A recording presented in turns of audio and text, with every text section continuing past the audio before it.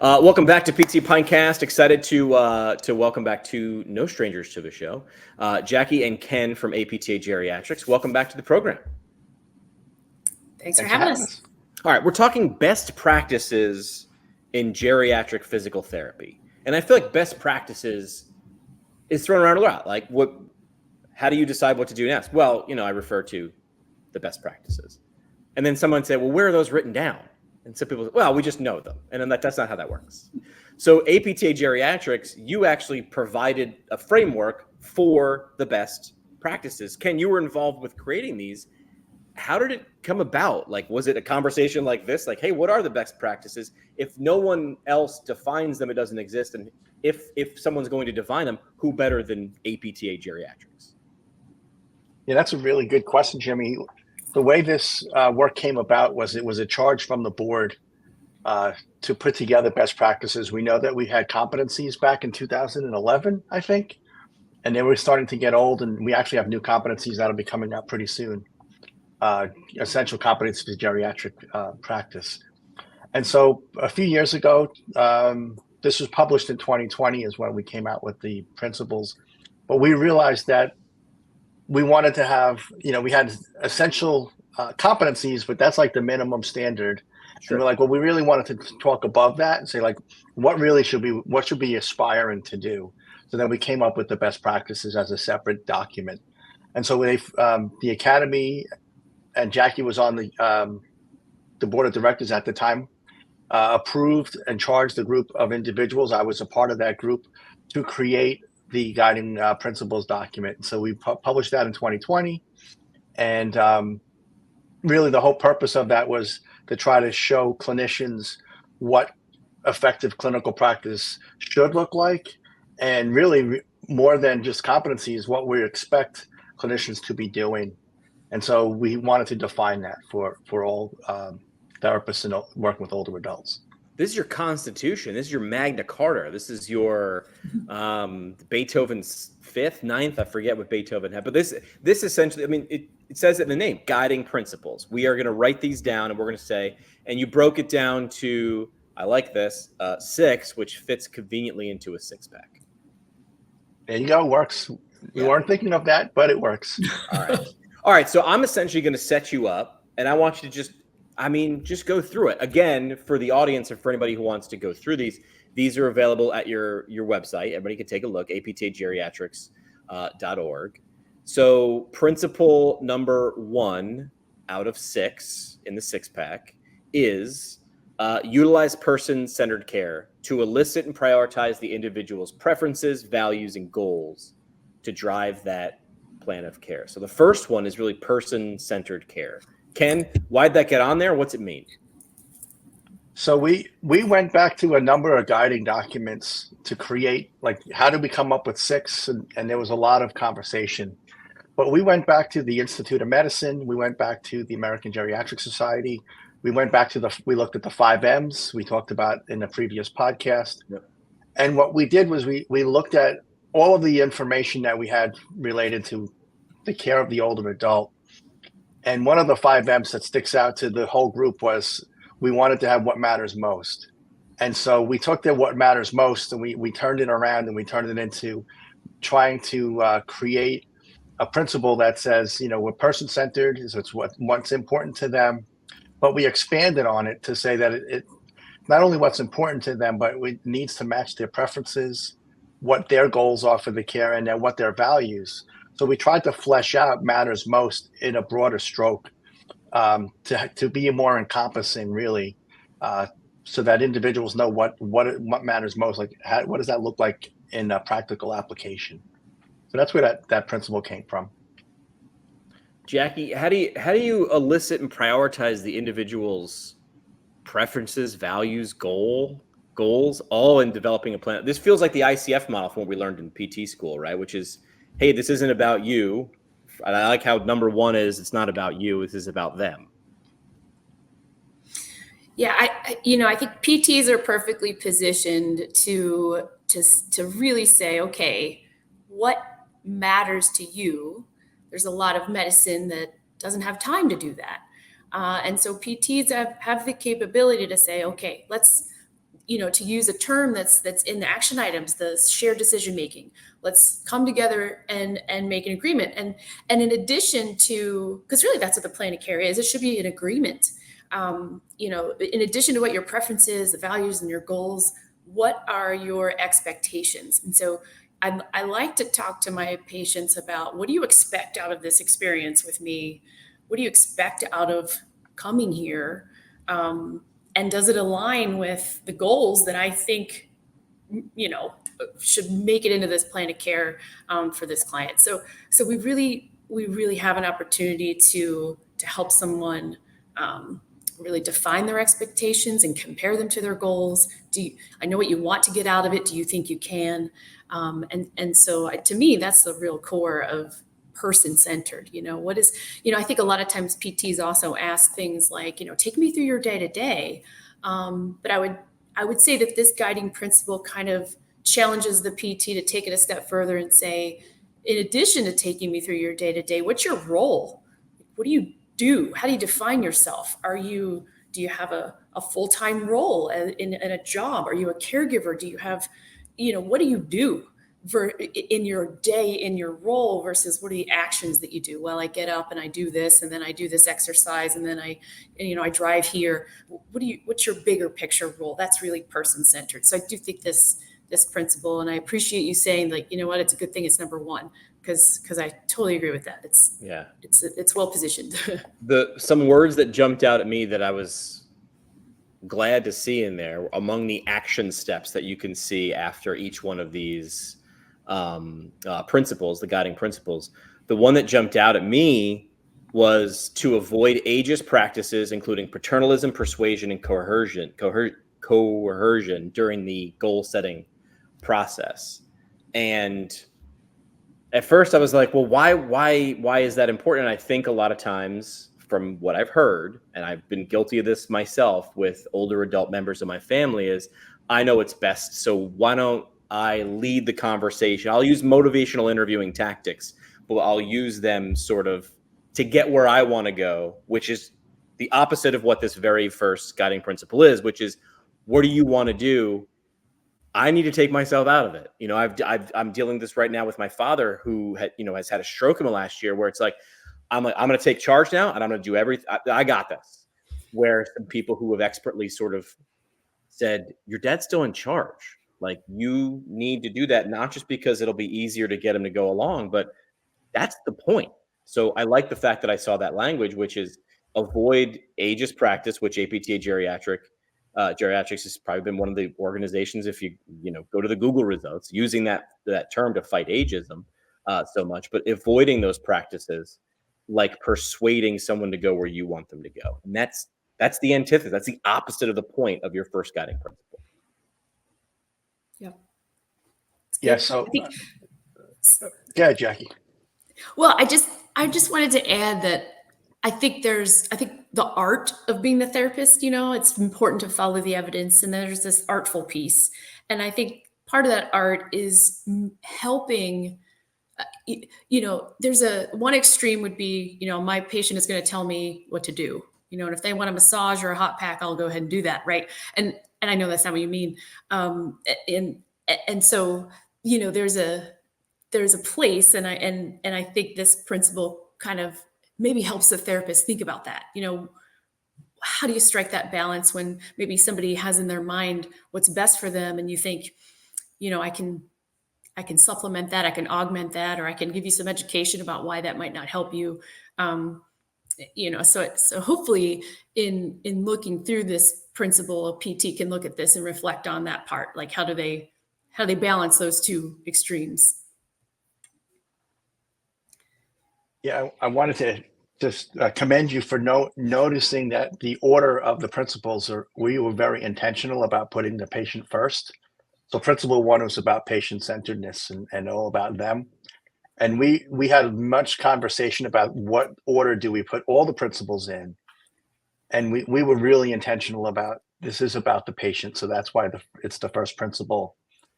The end of that one action step that you mentioned, Jimmy, about ageism, we included that as an action item, and that leads into the second principle I know we'll talk about. Yep. But I just want to share in terms of ageism, we're not only ageist in terms of society, but people are ageist against themselves. And so we see ourselves, we say many things that are ageist about our own aging process. Oh, I used to do this, I can't do that. And I think people's beliefs about what, as a therapist for their patient, we can self-limit them, but we also self-limit ourselves because we fall to the same biases related to ourselves as we do with others. And so we feel like that's really important to be anti-ageist. And as far as care planning with anti-ageism, I can get on a soapbox, and it's a matter of don't underdose. Give these people more, they have potential. Don't limit their potential by our own biases. And we know that we underdose as an industry. That's one of our mantras, is trying to change the needle and move it to say, you know what, they can be a geriathlete, or they can just be an athlete and forget about the Jerry term on it. They're an athlete or whoever. Make sure that we do it, that we're not limiting them because of our own belief that they can't. Okay, so good segue. We go from focus on the patient first to now focus on something we've touched on several times, which is principle 2, strive for anti-ageist practice. And one of those things that you actually included in the action steps was a link to the Harvard implicit bias tool, which is free and available. Again, you can get the guiding principles at aptageriatrics.org. So let's talk about principle 2, strive for anti-ageist practice. Feel free to get on that soapbox. So I will get on my soapbox. So, we were thinking, like, and it relates to all of the isms, racism, sexism, all the different isms that exist. And it's not a matter of being tolerant and saying it's bad or wrong to do these things, which we all agree that that's the case. It's really being a champion. And that's part of one of our words later is champion for the patient and championing for our profession, is that we want to be anti-ageists. So not only do we want to say, no, that's bad, we actually want to be out there vocal and be active in making sure that goes away. So being more of an advocate is what the whole purpose of that principle is yes, recognize it exists, do the Harvard implicit bias test so we can know what we all have, our own biases. So it's important first to know we have to recognize it first and then be active against it. And that's why we had anti-ageist as our language. I mean, as someone who's been on the board, Jackie, anti-ageism has got to be something that, you push forward.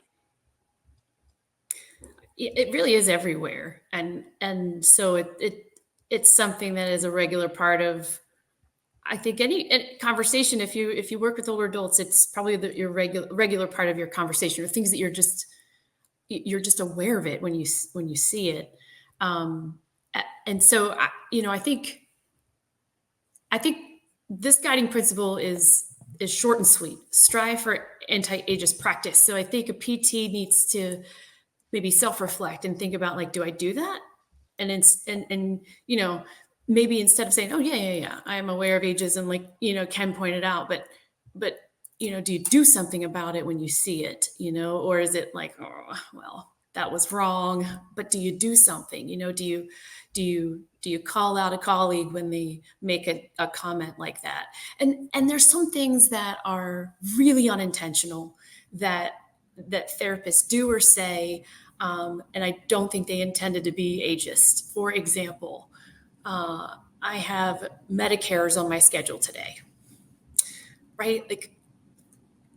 What does that really mean? Right. And so, could you use different language and really be sensitive to all right, well, if somebody heard that, how would they interpret that?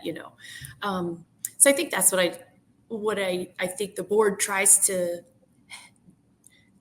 There's definitely self-reflection that the board does. There's a period of time where we went through all of our documents and images and things, and looked for things like discrimination and equity and inclusion and subtle wrong messages that were unintended to begin with. And so I think it's important to acknowledge that people do this unintentionally, and it's important to just bring it to the forefront. That not as an accusation to a therapist, but to say, hey, did you know that this might have a perceived opposite meaning than what you meant? and point it out. It's really a hidden bias that a lot of times people don't realize they have. Well, the action steps in terms of hidden bias, again, we mentioned the Harvard implicit bias tool, which is available in the first action step. Avoiding doing things in our own language or using images that portray something like youth as a positive and age as a negative. And then framing strategies when advocating for policy issues to reduce ageism. This shows that the steps to do this are all over. It's not going to just be one route. And this is not going to be something that changes easily. This is a massive culture change. And I think APTA Geriatrics and true geriatric physical therapists understand this, that we might have that soapbox and want it to change now, but this will be a long-term change, but worth it. And, someone smarter than me said, hey, we're all older adults in training, right? So you're doing this for older adults, but hopefully you're doing this for you when you reach that age and you become an older adult. Yeah. All right, guiding principle 3. So the first was about the patient. The second was much about yourself and your own biases, and then what you can do with them or how you can change them, along with some action steps. Principle 3 can conduct a holistic assessment and evaluation utilizing sound outcome measures that help inform the treatment plan and relate to the patient's stated goals. Why this make the principle list? So this one came looking at the competencies that existed. This one came about saying, well, what does practice actually look like? And so we incorporated tested measures, which is a big part of older adult practice that we have, geriatric practice. And we wanted to just make sure that wasn't lost in the principles and in the messaging of the document. So we wanted to, we said holistic. The whole idea of having holistic assessment was we wanted to incorporate social determinants of health, ICF model. So we didn't want to lose those other social characteristics that can either be a facilitator or barrier, knowing the ICF language. We also wanted to make sure that people are aware of connecting the dots between the information that we gather at our assessment and then the intervention plan that we create. Oftentimes, people will do assessments that's listed in the EMR because it's listed there. They have to just do it. But I don't think everyone really takes the value for the information that they're gathering. Whatever the test may be, if it's a positive test, that leads me down one path. If it's a negative test, then I need to keep finding something that is needing to be addressed. And a lot of clinicians look at it as two separate buckets, but really one bucket should drive the next. Each of those are steps in the hypothesis decision making.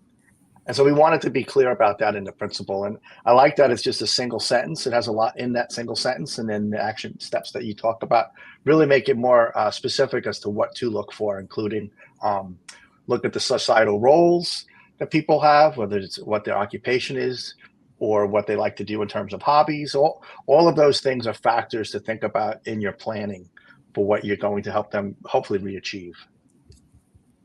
I think this really just says to make sure that you don't use,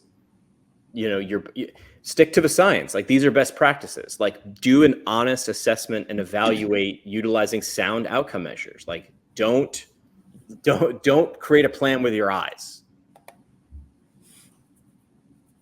Yeah, you're 100%. There's a lot of factors to the plan, and these action steps really just define. Many people look at falls and balance, look at level of function. Those are listed there. Medication came off the 5 M's. That's why that's listed there. But really make sure that we don't miss anything. We want to make sure that we don't leave any stone unturned, and make sure that we really are addressing the problems that are there. Yeah, in terms of action steps, this one's pretty clear and comprehensive in terms of what should be done. And if you're not doing those things, you're doing the older adult under your care a disservice. Agreed, 100%. Jackie, what do you want to add with this one? I think that it could be intimidating. I think if there's an intimidating principle, it's this one, because you look at those action steps and you think, oh man, how do I get all this in? And I think potentially a message is, do you really have to get that all in at the initial examination? Again, I like to talk about the art you bring as a therapist is knowing what out of that list to incorporate into that first meeting with that client, and then really helping to tailor it as you your relationship with them deepens. And so I don't think that the message is that all this has to be done, Right. At the initial meeting, but it most certainly should enter into a conversation that happens, into the documentation, into the plan. I think, Ken brought up the social determinants of health and the 5 M's again, and to really use those as frameworks for how, versus looking at the action items and saying, okay, here's my checklist, because this is most definitely not comprehensive. It's a guide, hence guiding principles. So I think it's important to remember those frameworks and then, kind of again, reflect on how do I do this? If I don't ask about hobbies, like, okay, where can I add that in? Goal for next time, adding in conversation about hobbies. How do you go through that list and decide what you do and do not do, and how you might be able to do something out of that list a little better next time? As I was reading through the guiding principles and saw the action list for this particular principle, I was thinking, man, if I was going into a clinical rotation as a student working with older adults, I would probably clip this out or copy paste this somewhere and say, okay, this is a good list. And if I were a seasoned therapist, I would probably clip this list and say, am I missing anything? Or have I fallen into a routine where maybe I'm not necessarily doing one of these? So I thought the action items on this was a really great checklist. That's what it looked like to me. All right. Before we hit principle 4, we do want to share some news from APTA Geriatrics, the certified exercise expert for aging adults, CEEAA. Course is now hybrid. That means you can get the profession-leading knowledge without all the travel and extra costs. There's a path with online modules, live webinars, plus a hands-on weekend. But you can gain the expert skills to design effective exercise program for aging adults, to elevate your practice and save time and money. And this is brand new. Learn more at aptageriatrics.org and learn about the brand spanking new version of CEEAA. Guiding principles, the back half of the 6-pack now. Principle 4, provide positive outcomes of physical therapy care by completing interventions that are based on the best available evidence. Now, this one feels like it plays very well. And you said before, Ken, that the order of the principles was very intentional. This one feels like it's hand in hand with principle number 3. Yeah, so this principle really just is a reminder. Part of it's a reminder to make sure that when we look at principle 3, that all of our decisions and what we're choosing in terms of our outcome measures, we're choosing in terms of our interventions, that all of that has the best available evidence behind it, so that we're choosing tools that are appropriate. We're creating intervention plans that are effective and appropriate for our patients. The reason we said best available evidence rather than evidence-based practice, I mean, again, we were really intentional in all of the words that we selected for this. And the reason we did that was best available evidence may not be RCTs, may not be meta-analyses. A lot of physical therapy evidence that we have is lower level on the pyramid of evidence. And we wanted to make sure that people don't discard lower levels of evidence if that's the best that we have. And so that's why we picked this language of best available, because we know that we need more RCTs. We know that we need more meta-analyses. We know that we need higher levels of evidence. And the work is being done, but it's not done fast enough. It takes time. But we also know that there are case studies that help inform things. We also know that there are cohort studies and different types of quasi-experimental studies that provide valuable evidence. And we didn't want any clinicians to ignore that evidence because they felt like it's just not high enough level. And that's the whole idea of what we did with this principle, was use the best that you have. And then when better comes along, then we'll switch to that. But don't just discard what is available. Jackie, you're nodding along a principle 4. What about that makes you excited? Yeah, I spend a lot of time as a mentor in a clinical scenario. And, sometimes as a clinician, one of the most uncomfortable questions to be on the receiving end of is, why are you doing that? Why? And so it's easy, if you're asking yourself that, it's easy to say, oh yeah, I'm doing this evidence-based thing. I've always done this. I get good outcomes doing this, so I'm going to keep doing this. And so it's really valuable to be able to verbalize to yourself or to a peer or to someone you identify as your mentor to say, here's why I'm doing this. Because if you can't verbalize that and your answer is, well, I've always done it this way, or, I saw someone do this and that's why I think it's good, or, you don't really have a good, tangible, solid why, then maybe you're not applying the best available evidence. So really, this is a reminder to task yourself with, this thing that my go-to thing, that I always do for XYZ or for this problem or whatever, for this impairment, why do I pick that? And you really force yourself to answer that. I think that's what this guiding principle reminds us to do. Perfect. Looking at principle 5, prioritizing physical activity to promote health, well-being, chronic disease management, and enhanced mobility.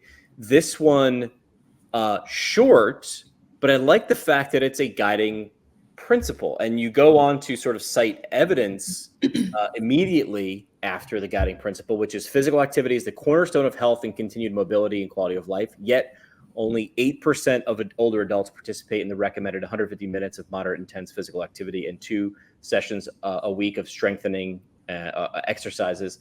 This felt like a message to the profession that this thing we hold sacred, this thing we know, we're falling short by 92%.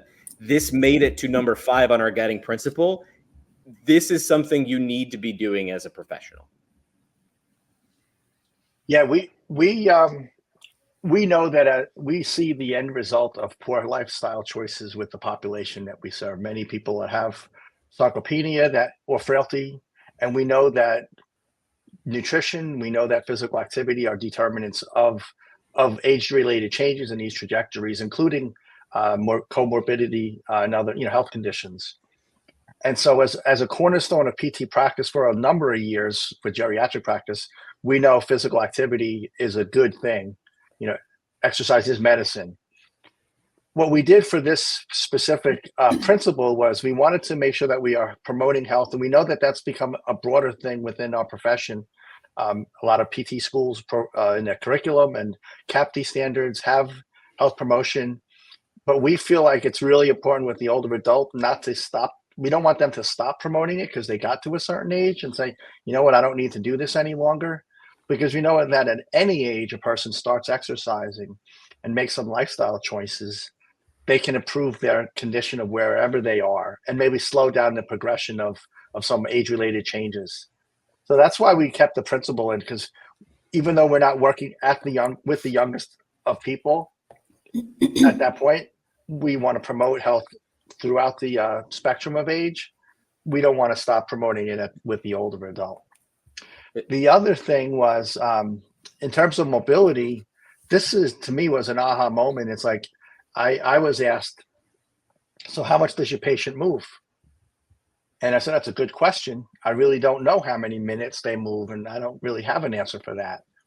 So that was something that I charged therapists where I worked in New York at the home health agency. We added the PABS to our EMR, and I got such kickback that it's another thing, another box to have to tick.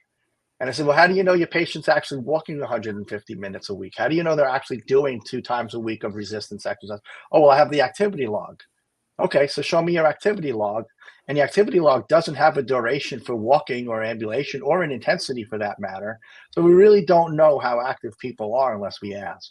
So with the invention of the Fitbit and the Apple Watch, we now have trackers that are able to get the wearables. We can get that information. But it's still a lot of clinicians don't look at that information that we have right at our fingertips to say, you know what, show me your iPhone. Let me see how many minutes you've increased since you started therapy 2 weeks ago or started therapy last week. So that's a golden opportunity for us to use the tech that's available and promote more activity. The 2018 guidelines that came out, ultimately it was move more, sit less. And that's really one of the mantras that's in the CEEAA series is, you know what, wherever you are, even if it's for 2 minutes, 2 minutes more than sitting and 2 minutes less of sitting and 2 minutes of activity, it's better than nothing. So wherever you are, start and then keep moving. And we really try to hold true to that. We did that in CEEAA, and it made it into the principle to like ask about movement. We're movement experts. So we need to ask about how often do you move, and let's see if we can increase that. What would you add to this one, Jackie? I think to circle back to being person-centered, I would ask someone, what are you willing to do? And let's back into how much time you have, So like if you have 24 hours in a day and you sleep for 7 of those and you sit for how many of those, and you're in the car for this, that, and the other thing, and you're doing chores, or you have an 8-hour day job, or whatever the case is, what are you doing during that time? And then, okay, well, maybe now we have 5 or 6 hours left. And so what do you do with that time? And out of that time, what are you willing to do? Are you willing to set aside 30 minutes of that time? Are you willing to, so sometimes backing into that may be a little more tangible for someone. Maybe they could quantify how sedentary they are versus how active they are.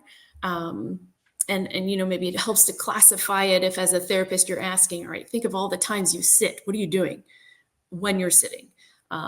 And when you're not, and what's left, and are you willing to park in a further away spot so that you're walking a little longer, or maybe there's a more tangible ways to back into it. So I think again, these principles kind of are a way for a therapist to reflect on, like, okay, well, how do I get the physical activity vital sign into my plan of care, if it's not already in somebody's EMR? Okay, well, maybe I can document sit time versus not sitting time, or something like that, and as a way to get into it.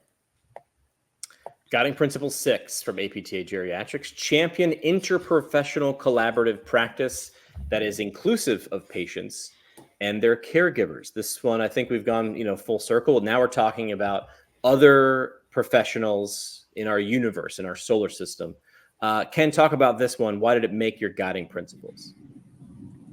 So we know that we do better together, and working with older adults. Certainly in many of the practice settings, it's a team-based model of care, whether it's a SNF, whether it's IRF, or in the hospital, or home health, even under the Part A benefit. So we want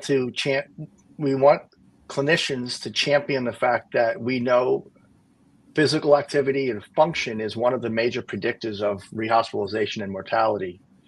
And there's no other discipline better than physical therapy discipline, physical therapists, to be able to add to discharge planning, to add to the patient's holistic care plan, and not being driven down from a top down, from an older medico-centric hierarchical model of we just do what we're told. We feel like our information to help with driving decisions for discharges is vital, and that we're an equal player with the rest of the team. So we want to turn that hierarchy on its side and make it a round table. And we wanted to make sure the patient was seated at the table, because again, it comes back to all of what we're doing is about that patient and what they want and their needs.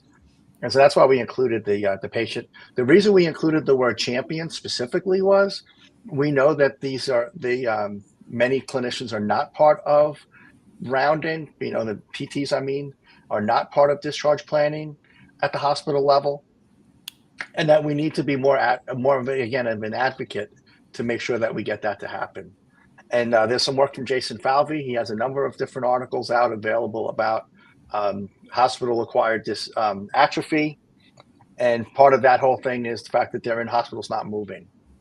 And so coming back to the principle, we wanted to make sure that therapists are aware that we have a lot of valuable information and input, that we need to be pushing ourselves in a polite, respectful way, that we are part of that team and that we need to be at that table. So that's why this one made the list.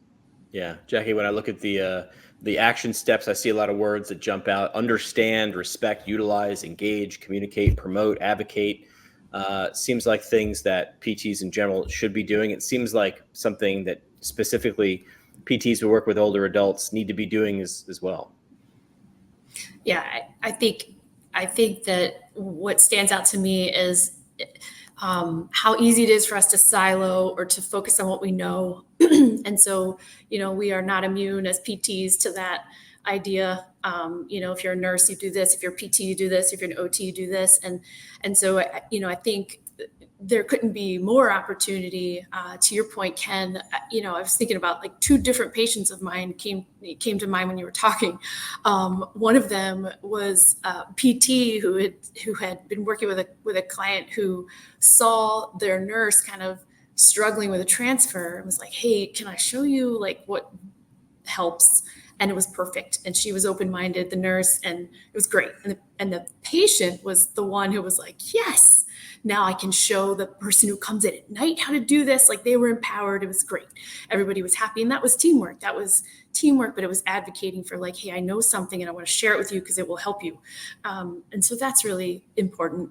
But I would also add that if you're a clinician working maybe alone or in a rural area or something like that, I don't think you should feel pressure to provide everything. I still think you have an opportunity to, phone a friend, look up the evidence, share with your client, like, I don't know, but I will find out, make a referral if you can. Like, that collaboration may not always feel easy, but I think that there are ways that maybe are easier than maybe they were 5 or 10 years ago to collaborate on a patient's behalf, make a referral, consult, do those types of things for the benefit of the person. So I think that's, I think ultimately, what I'm reminded of with this principle is, try your best to get out of that silo, even though that seems most efficient or easiest or, comfortable. It's not always the best for the patient. Guiding Principles for Best Practices in Geriatric Physical Therapy was created a number of years ago, but I feel like the guiding principles are still, deserving to be on the list. Again, we want to say thanks to APTA Geriatrics and the exciting news from them. CEEAA now available as a hybrid course. That means you get the profession-leading knowledge without some of that travel and extra cost, which might have been a barrier to some people with families or expenses. Get that hybrid path with online modules, live webinars, and a hands-on weekend. Elevate your practice and save time and money. Learn more at aptageriatrics.org. You guys are no stranger to what happens next. The last thing we do on the show is called The Parting Shot. Ken, what do you want to leave the audience with today? Maybe it could be related to the guiding principles, but doesn't have to be. I think, to me, this whole conversation came back to one word, and that's professionalism. And that just our behaviors need to be professional with each other and with our patients and with our peers and our colleagues that we work with. And I think if we all uphold professionalism, we'll have a much better workplace and, be a much better place to be. Jackie, your parting shot? My parting shot. I think I'm just going to say, go to APTA Geriatrics. The guiding principles are there and easy to download and save and print, and then just make like a 2 or 3 month plan, right? How many weeks are in a month? 4. Okay, so a month and a half. Each week, take a guiding principle and do something with it in your clinic. That's what I'd say. Perfect. Again, that resource downloaded at aptageriatrics.org. Ken and Jackie, thanks so much for coming back on the show and sharing. Thanks so much for having us. Thank you.